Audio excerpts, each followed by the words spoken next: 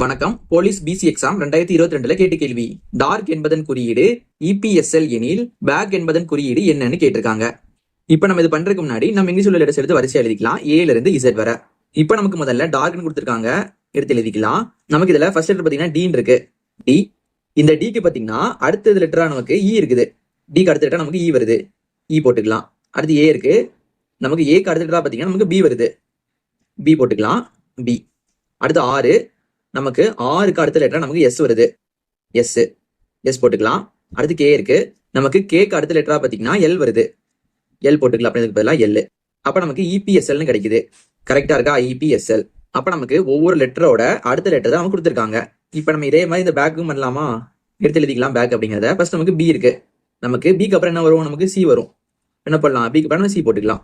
அடுத்து ஏ இருக்கு, நமக்கு என்ன வரும்? ஏக்கு அப்புறம் பி தானே வரும், பி போட்டுக்கலாம். அடுத்து சி இருக்கு, என்ன வரும்? சிக்கு அப்புறம் டி வரும், டி போட்டுக்கலாம். அடுத்து கே இருக்கு, கேக்கு அடுத்து நமக்கு எல் வருமா, எல் போட்டுக்கலாம்.